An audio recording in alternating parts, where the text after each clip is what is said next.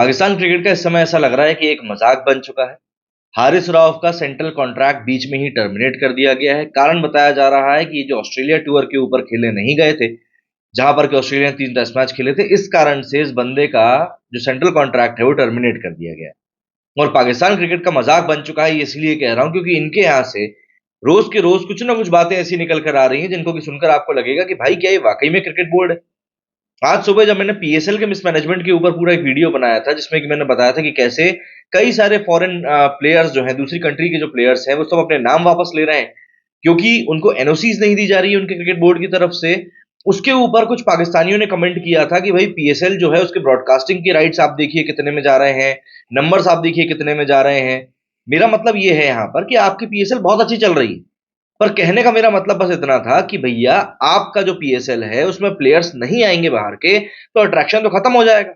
और रही बात आपके पाकिस्तानी पब्लिक की, तो अभी पाकिस्तान में जो इंटरनेशनल मैचेस हुए हैं उनके स्टेडियम में जो सूरत हाल थे, जो पब्लिक नहीं पहुंच रही थी, वही अपना कारण बता रहे हैं कि भैया क्यों वहां पर क्रिकेट खत्म होता जा रहा है।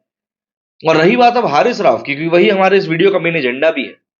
हारिस राव की कहानी कुछ यूं है कि अब से कुछ समय पहले जब ऑस्ट्रेलिया टूर के लिए टीम अनाउंस करी गई थी, उस समय पर वहाब रियाज ने ये चीज बोली थी कि भाई हारिस राव ने जो है खेलने से मना कर दिया है, और उसका कहना है कि जो उसकी फिटनेस है वो इसका हवाला नहीं देती कि वो 90 ओवरों तक फील्डिंग कर सके या टेस्ट मैच के लिए वो फिट नहीं है।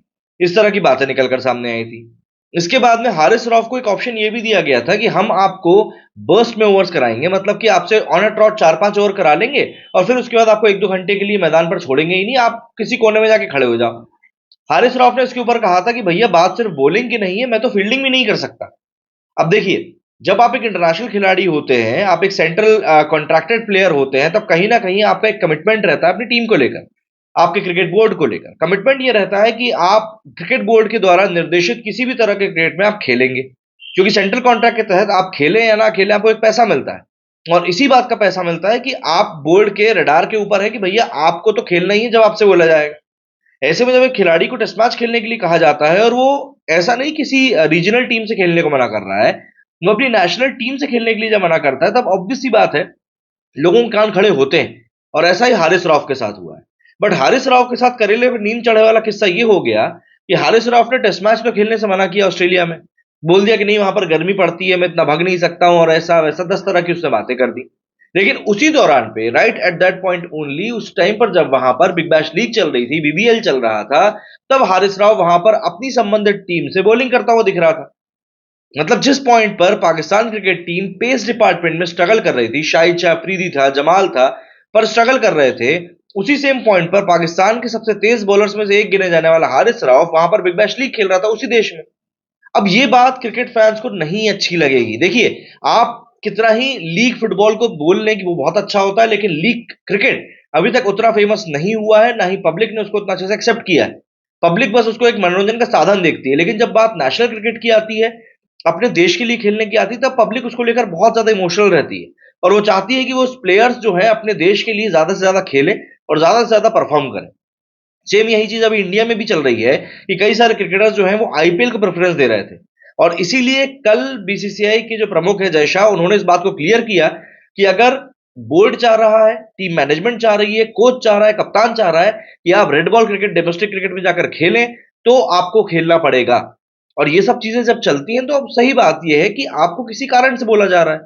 और चलो इंडिया की बात छोड़ भी दो, तो हारिस राव को तो यार अपने देश के लिए ही खेलना है ना।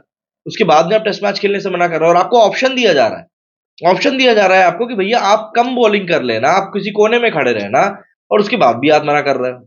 और पाकिस्तान क्रिकेट में पिछले कुछ समय से एक ट्रेंड सेट होता जा रहा है कि जो प्लेयर्स हैं वो लीग खेलने के ऊपर, लीग क्रिकेट खेलने के ऊपर ज्यादा फोकस कर रहे हैं।